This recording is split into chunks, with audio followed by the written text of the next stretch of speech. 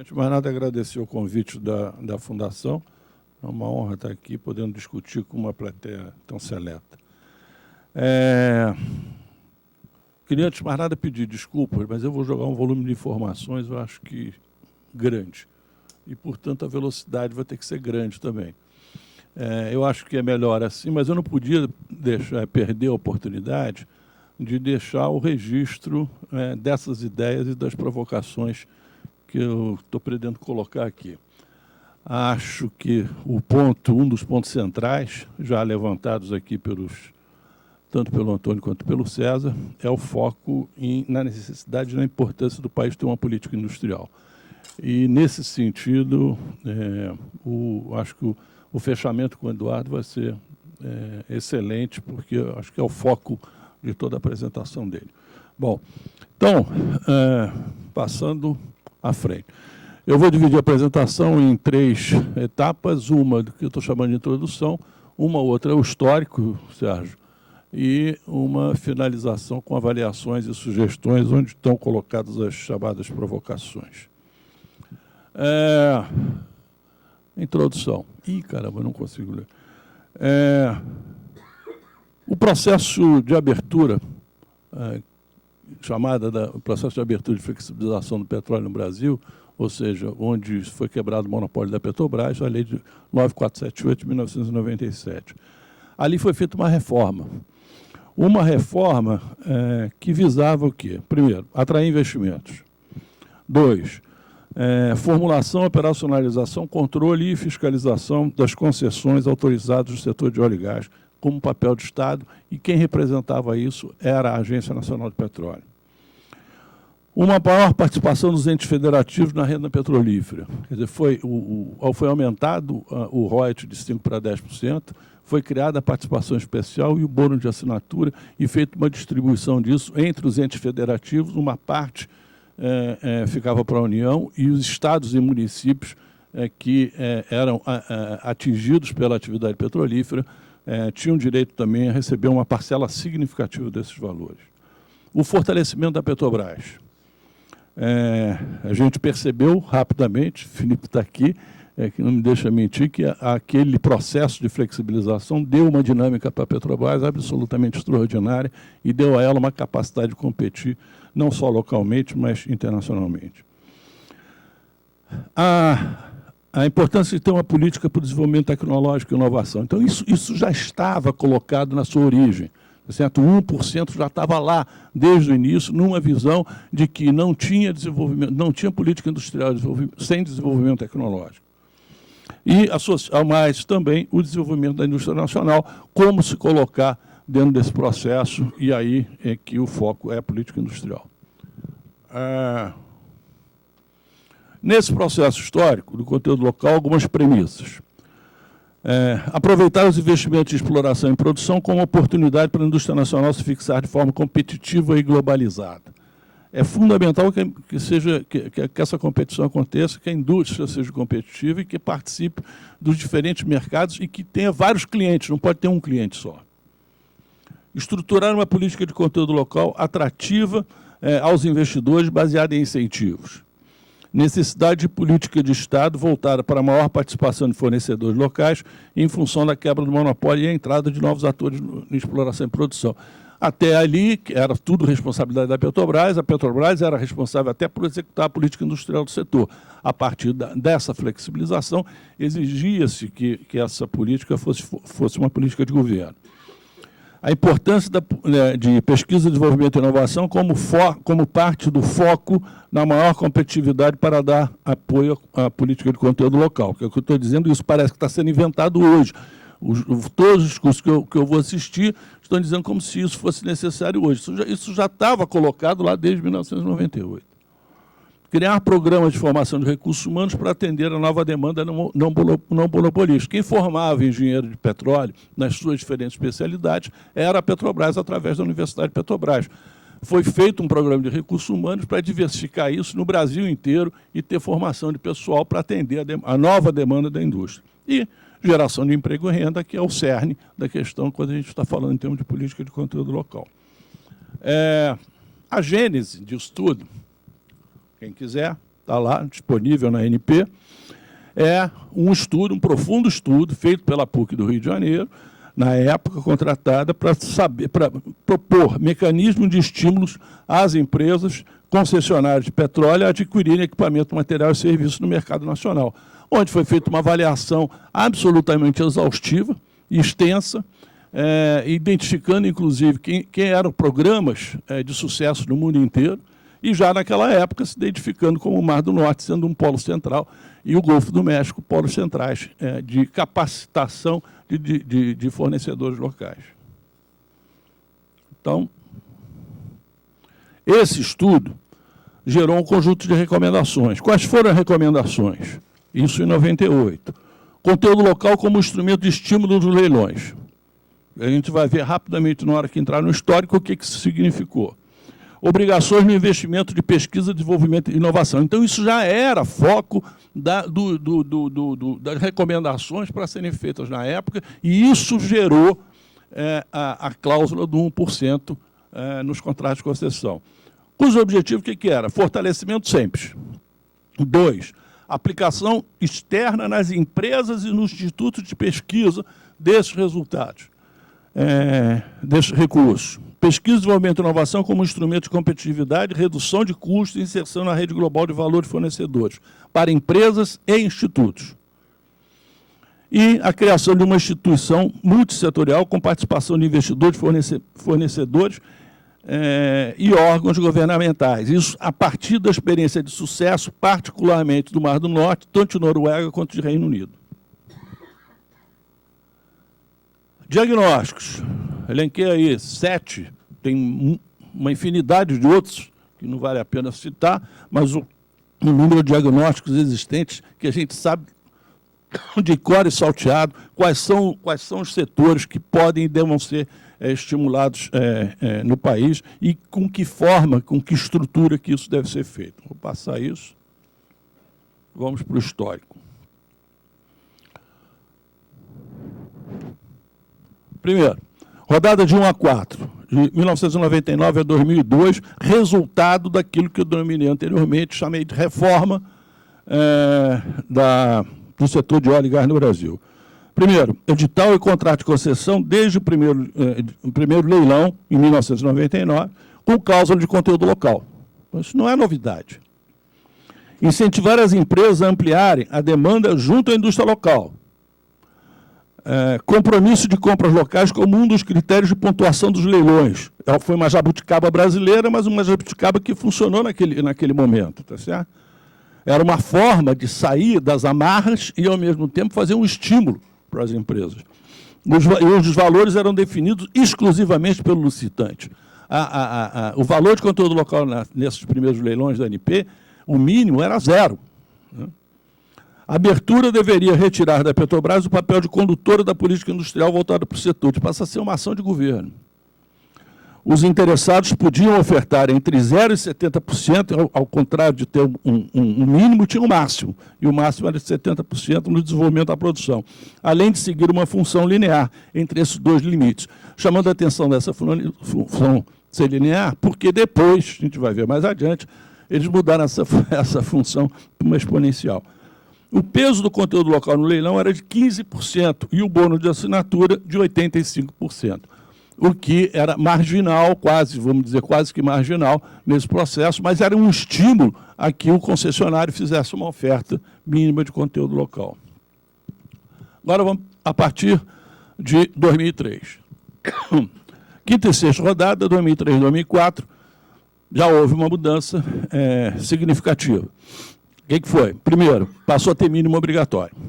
O mínimo obrigatório, vamos pegar em águas profundas, que é onde tem o maior volume de atividade, na fase de desenvolvimento da produção, mínimo de 30%. O cálculo da nota final, como é que era feito? O aumento do peso do conteúdo local, além da introdução de uma pontuação não linear e aumento do conteúdo local. Isso significa o seguinte, eles passaram a ser, o estímulo passou a ser, quanto maior o valor do conteúdo local se ofertasse, mais a tua diferenciação em relação ao teu concorrente no leilão. E o bônus de assinatura, quer dizer, o conteúdo local passou a valer 40% da pontuação no leilão, enquanto que o bônus de assinatura é 30% e o programa exploratório mínimo 30%. Não satisfeitos, em 2005, a partir da 7ª rodada em diante, foram criados novos critérios. Se a gente pegar lá a última linha, em águas profundas, na fase de desenvolvimento da produção, a gente vai ver que o mínimo passou de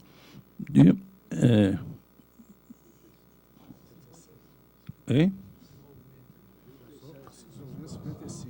Não, lá embaixo, 55%, 65%, né? Mínimo e máximo, tá? Quer dizer, o mínimo passou a 55%. É outro bicho isso, é outro bicho. Comentário. Estabelecimento de índices obrigatórios com limites mínimos e máximos. Introdução de conteúdo local mínimo em itens e subitens. E waiver. E isso foi criado o famoso listão de tantos itens aí que as empresas concessionárias têm que ofertar nesse momento aí, que não sabem nem qual é a tecnologia que vai ser aplicada. E foi mantida a exponencial. A introdução da cartilha de conteúdo local, que também não existia. A cartilha implicou em alterações do sistema de medição, que até então, a origem, como é que era feita essa... Não tinha essa burocracia toda. Era uma declaração de primeira parte, assim como é no sistema do Finame BNDES. Tá certo? E é um passa, não passa. 60, ou é 100 ou é 0. Tá? Quem fizer 60... não... Foi acabado com isso, foi criada a cartilha. E aí foi criado o certificado de credenciamento, uma burocracia e um custo adicional para a indústria brasileira. Rapidamente, o histórico disso daí. Então, a gente vê que nos 4 primeiros leilões, as ofertas, que eram livres, estavam ali por volta de 40%. Ferrou. E isso explodiu depois para algo em torno de quase 80%, 75% nessa média. Hoje, conteúdo local, rodada 14, foi divulgado, não anunciado. O César acabou de falar aqui que é a sugestão do PDFOR, mas os números são esses aí, o César já apresentou, eu vou passar à frente. Então, vamos à avaliação e sugestões. Vou passar rapidamente alguns pontos, que eu estou chamando de pontos críticos do concessionário, segundo uma visão de um observador externo. Agora eu sou observador externo, posso falar o que eu quiser. Pontos críticos da rede de fornecedores, fantasias e conflitos do governo, e fatos de política industrial, postura e aperfeiçoamento. Então, rapidamente. Pontos críticos do concessionário. O ponto crítico concessionário não é só o conteúdo local. Entre eles, a gente pode destacar um que estava resolvido, mas aparentemente agora não está mais, que é o operador único e mínimo obrigatório de 30%. Bem que a gente falou, né, que, olha, não coloca aí, mas colocaram. Mas, bom, vamos trabalhar como se isso daí tivesse resolvido. Mas o preço do barril no mercado internacional é um problema. O polígono, a obrigatoriedade do polígono do pré-sal ser feito no modelo de partilha é um entrave aos investimentos. Talvez seja o maior entrave aos investimentos hoje no Brasil no setor de petróleo. Certo? Então, tem outros fatores que levam a essas dificuldades. A competitividade e oportunidades internacionais, junto com áreas atrativas, bons dados e regularidade nos leilões. Se não tiver isso, também a atratividade... a gente vai ter que competir com o México, com o Angola, com o Golfo do México, tudo mais. Né? Regime fiscal. Isso o Antônio fala o tempo todo. O conteúdo local, o licenciamento ambiental é um problema, a gente está assistindo isso durante essa semana. Burocracia, simplicidade, regulação e ambiente de negócio. Então, não é só conteúdo local. Pontos críticos para o fornecedor local. Primeiro, a gente tem que reconhecer o seguinte, tem que destravar novas encomendas e novos contratos. Isso é urgente. Se isso não acontecer, a quebradeira é geral. Certo? 2, a gente tem que sair. O negócio do cliente único é um desastre. Não pode ser só a Petrobras como cliente. Por que estaleiro só faz navio para a Petrobras? Por que não faz para graneleiros, para Vale, por quê? Só faz para a Petrobras? É só a Petrobras que é cliente? E lá fora também não tem outros clientes? Tem que ter outros clientes. Redução de custo, o desafio tecnológico tem que ser enfrentado por aí. Custo do Brasil, César já falou, estão todos os itens aí. Política industrial e conteúdo local, vou deixar para o Eduardo. E captação de financiamento externo atrelado a suprimentos. Isso é um problema. Não estou dizendo que a gente é contra isso. Isso faz parte do jogo de um mercado internacional. Só que a gente tem que estar preparado para disputar esse mercado. Tá certo? Se não estiver preparado, perde tudo. Agora, vamos para o mundo da fantasia. E a contra-reforma. Nesse processo, teve a contra-reforma. A contra-reforma ela é baseada onde? O centro dela é 2010.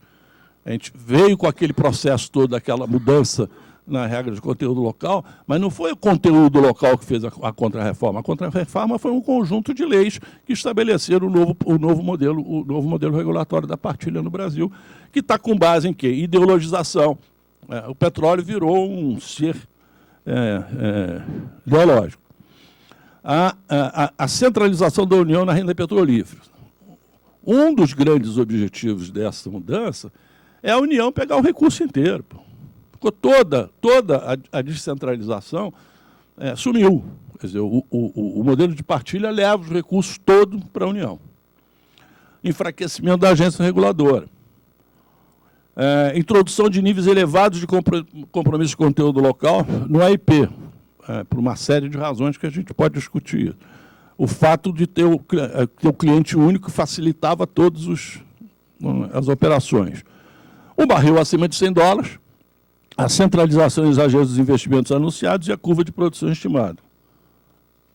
Caramba. Desafios e conflitos... Vou passar aqui. Aqui eu quero só chamar a atenção porque o governo... não só o governo passado, mas o governo atual está com um problema de alguns conflitos existenciais. Primeiro, aqueles dois em verde lá, está resolvido. O potencial geológico é absolutamente extraordinário. A atratividade é grande. Mas ele tem um conjunto de conflitos aí, ele não consegue resolver. Primeiro, atrair e destravar investimento. Problema das unitizações, isso está tudo associado ao polígono. Tem que resolver, tem que eliminar essa obrigatoriedade do polígono ser um modelo de partilha. Ao mesmo tempo que eles demonizam o conteúdo local, ele tem que maximizar o conteúdo local. Isso é absolutamente conflitivo. Ele não sabe o que faz com o waiver de Libra. O waiver de Libra está rolando, a Petrobras está pedindo o waiver, as empresas estão dizendo, olha, não pode dar, e a ANP e o governo não tomam decisão. Pô. Enquanto isso, nada acontece. Definição do conceito de campo. É um outro problema que o governo não consegue resolver. Pô. Isso atinge diretamente os concessionários. Diversos problemas na área de tributação. E também questões relativas à sanção onerosa da Petrobras, que está associado à contra-reforma. No fundo, como diz um amigo meu, o governo não sabe se quer casar ou se quer comer sanduíche. Né? Então, aí realmente fica... E a fantasia da ideologização. Ele não consegue se desgrudar dessa fantasia. Vamos tentar ser mais rápido. Alguns fatos... Caramba. Então, vou pular coisa aqui. Ninguém se deu o trabalho de olhar dados acumulados. Para discutir esse PDFOR aí, para discutir isso, ninguém foi olhar os dados acumulados, nem na ANP, nem na Unip, que são absolutamente extraordinários. Ninguém está satisfeito. Ficou provado aqui. Nem o Antônio está satisfeito, nem o César está satisfeito. Todo mundo tem satisfeito. Existem setores industriais significativos não contemplados. César acabou de dar um exemplo. O conteúdo local tem sido uma ferramenta que onera investimentos e fortalece a cultura de reserva de mercado. Multas podem atingir valores gigantescos e inviabilizar projetos. Esses números são absolutamente gigantescos. A gente, na atividade exploratória, hoje já atinge algo acima de 10 bilhões de reais, e se for para a atividade de desenvolvimento, vai na casa dos 100 bilhões de reais. Conteúdo local versus política industrial, eu vou deixar isso para o Eduardo.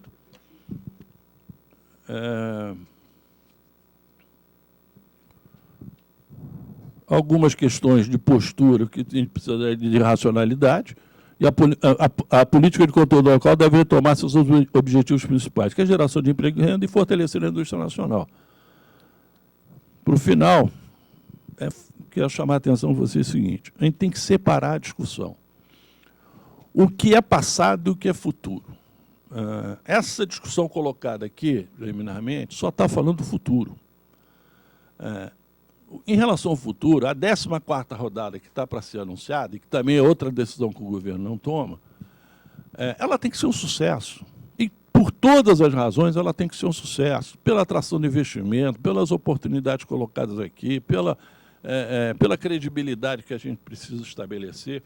Então, tudo isso faz com que o futuro tenha que ser apontado numa direção. E outra coisa é o seguinte: em relação ao leilão da 14ª rodada, os investimentos só vão acontecer daqui a 10 anos, 8 anos, 10 anos, que tem tempo suficiente para a gente estruturar uma política industrial séria. O nosso problema é o passado. Passado que eu estou me referindo, o que é? São os contratos existentes. É aí que estão as multas, é aí que estão os problemas, os gargalos, e aí é que está, no curto prazo, a possibilidade de novos contratos, de novas encomendas para a indústria nacional. Esses contratos são os contratos que estão rolando. Então, separar essa discussão, a gente ficar discutindo o que vai acontecer hoje, daqui a 10 anos, não é um problema que nós, sério, na verdade, que a gente precisava estar debruçado sobre ele. E o resto é a necessidade de uma política industrial e um modelo aí que a gente possa pensar de forma mais sustentável, fazer um conteúdo local sustentável e cidadão. Obrigado.